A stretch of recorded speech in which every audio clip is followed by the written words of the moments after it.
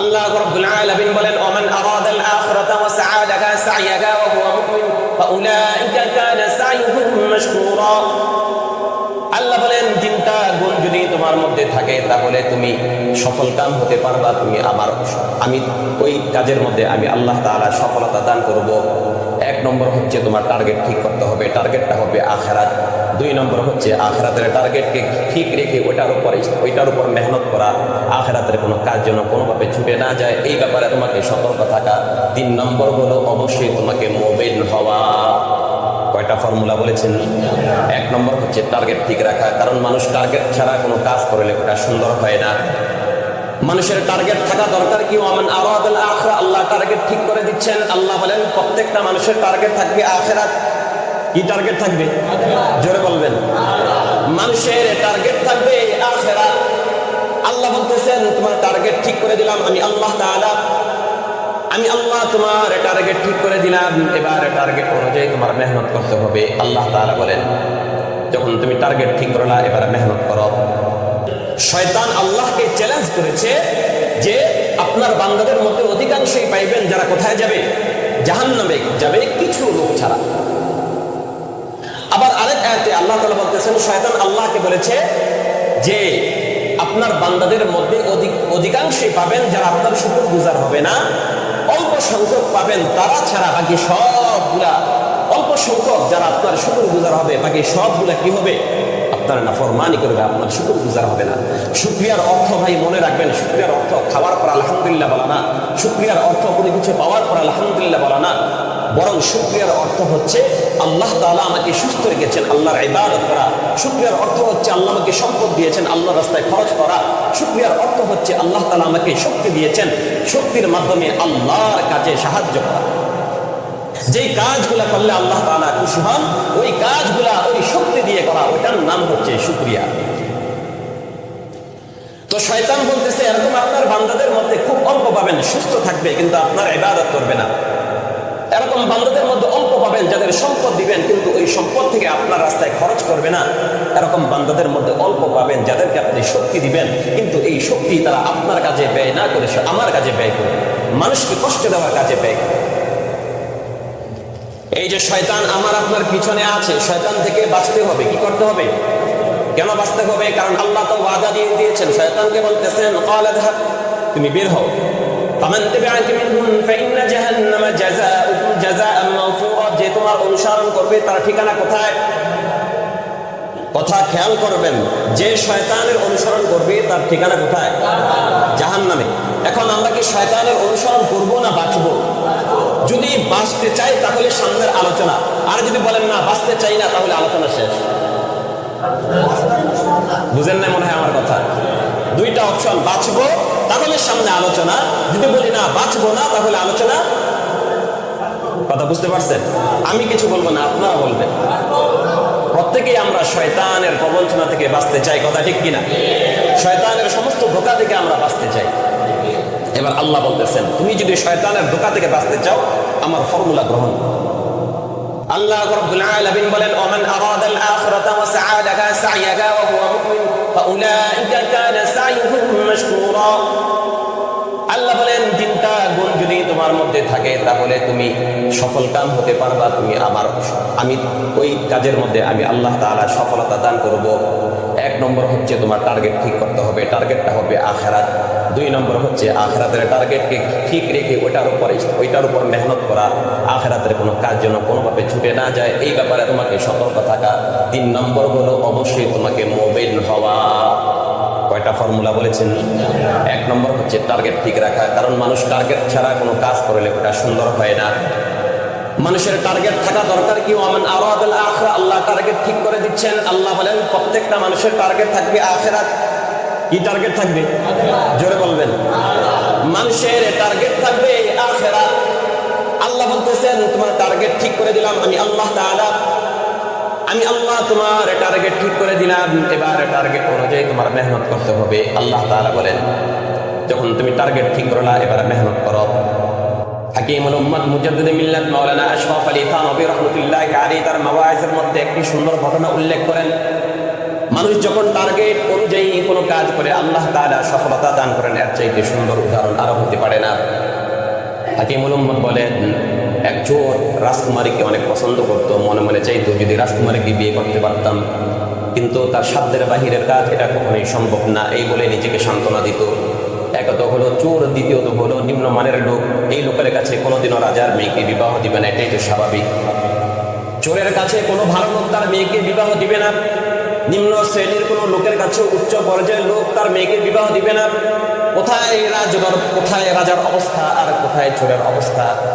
সে নিজেকে এই বলে নিজেকে সান্ত্বনা দেয় যে এটা সম্ভব না, এটা হচ্ছে আকাশ থেকে চাঁদ নিয়ে আসার মতন, আমার দ্বারা রাজকুমারীকে বিবাহ করা সম্ভব না।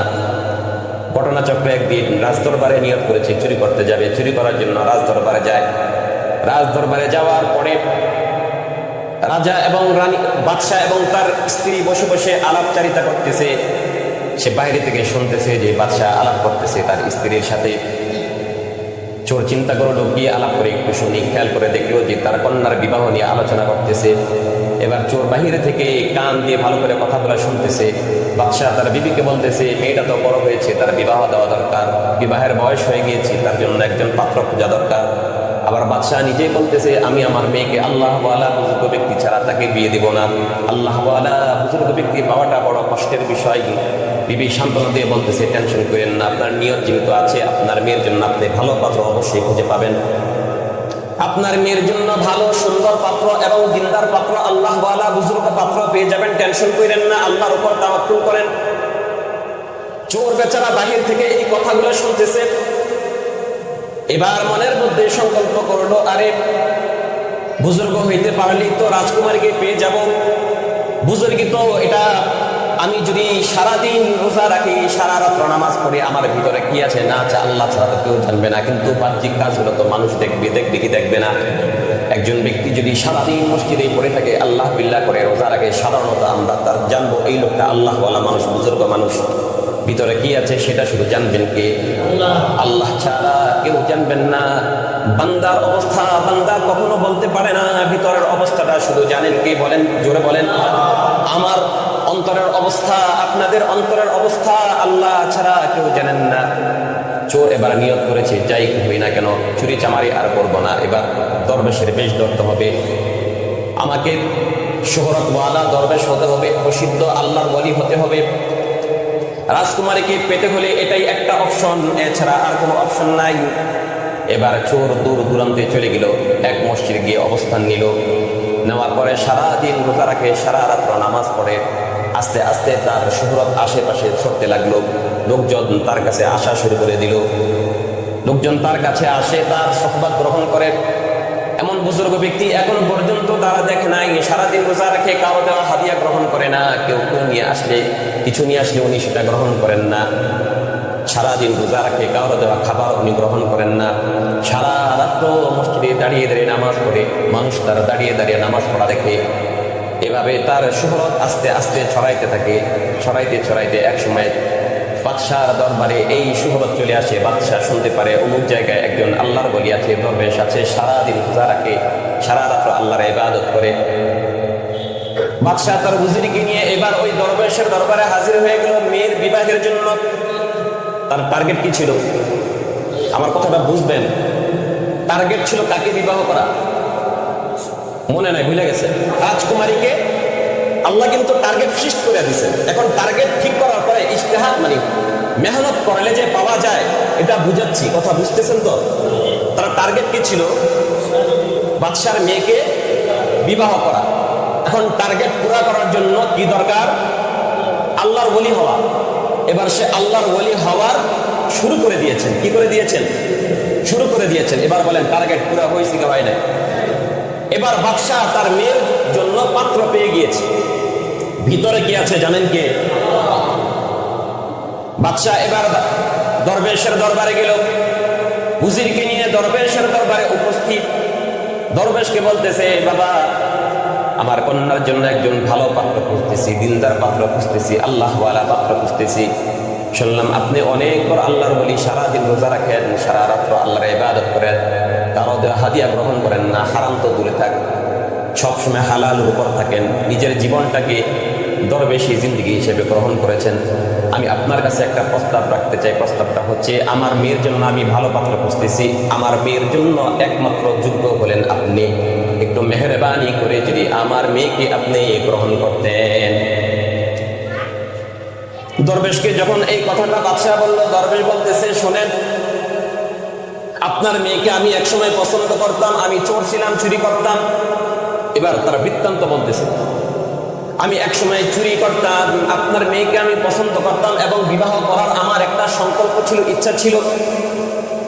আপনাদের কথোপকথন আমি শুনেছি, ওই কথোপকথন শোনার পরে আপনার মেয়েকে বিবাহ করার জন্য আমি এই দরবেশ হওয়ার উদ্দেশ্যে আমি ঘর থেকে বের হয়েছি। কিন্তু ঘটনা পুরো উল্টায় গেছে। কি হয়েছে? যদিও দরবেশ হইতে আসছিলাম আপনার মেয়েকে পাওয়ার জন্য, কিন্তু এখন আমি অন্যের হয়ে গেছি। বলেন সুবহানাল্লাহ। এখন আমার দিলের মধ্যে আপনার মেয়ের ভালোবাসা নাই, এখন আমার দিলের মধ্যে আল্লাহর ভালোবাসা ঢুকে গেছে। আমি এখন আল্লাহ ছাড়া আর কাউরে চিনি না। বলেন সুবহানাল্লাহ। আমি এখন আমার রবের ইবাদত ছাড়া আর কিছু বুঝি না। আমার এই দিলটার মধ্যে আপনার মেয়ের ভালোবাসা অবশ্যই ছিল, কিন্তু এখন এই দিলটার মধ্যে এক আল্লাহর ভালোবাসা চলে গেছে। এই দিলটার মধ্যে দ্বিতীয় কাউকে জায়গা দিব এই অবস্থা আমার নাই। আপনি আমাকে মেহেরবানি করে মাফ করেন, আপনি আমাকে ক্ষমা করেন। এই জন্য বলে, সাধু যারা সংকল্প খোদা তারা সহায়।